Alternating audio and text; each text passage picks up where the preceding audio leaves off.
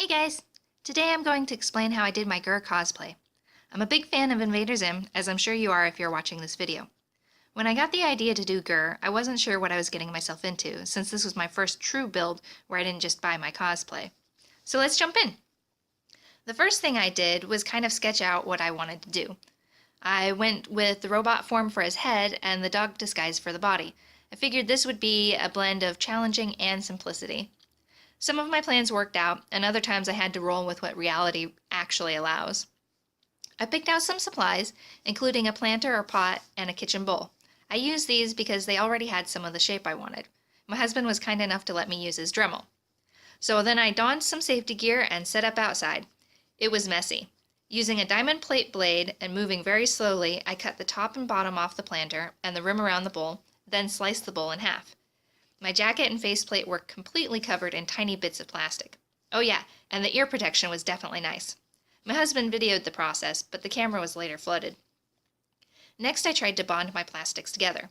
I tried a couple of two-part bonding agents, epoxies, welds, but after clamping, duct taping, and allowing them to dry, they just broke apart.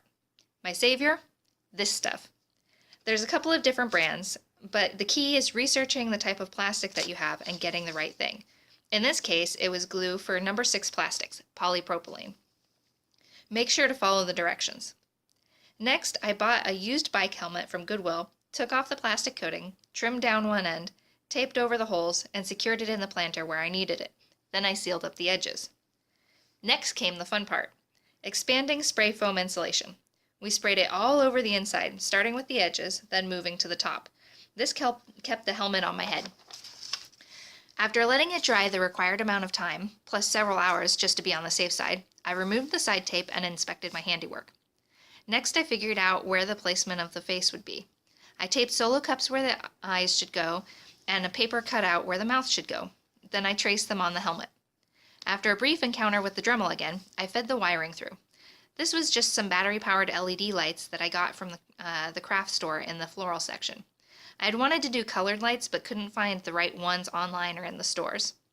I glued the cups on with my two-part plastic glue, then used some EVA foam to make the lid to the helmet and the solid forms for the lenses to go on when I installed the eyes. I really suck at cutting and should have practiced before I did the final piece. Finally, it was ready to paint. After smoothing some edges with the box knife and a sander, I hung my helmet and sprayed a layer of primer and then some shiny metallic spray paint.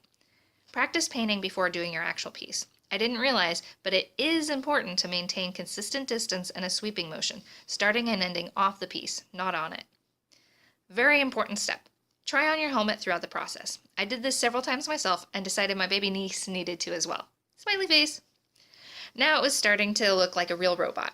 I got some clear colored plastic and tissue paper to hot glue onto the eyes, and some mesh and black chiffon layered together to cover the mouth but allow me to see out. Yay! I almost forgot. I didn't take any close-up pictures before packing everything away, but I spray painted EVA foam for the zipper. And it didn't work the best, the paint on the zipper, but I'll take it. Another girl at KomoriCon actually told me about working giant zippers that you can purchase on Etsy. I'll probably do that next time. For the antenna, I used some thin aluminum from the local hardware store, rolled it into a funnel, and hot glued it shut. It didn't have the curve that I wanted, but I didn't know how to get what I was looking for. For next time, I'm going to learn how to do paper mache and Mod Podge, which I've heard you can actually shape, sand, and paint. I used some silver fabric to hide my human neck between the helmet and the body. Last but not least, I couldn't find a ball the color that I wanted for the top of the antenna. So I wrapped thread around a bead and hot glued that on.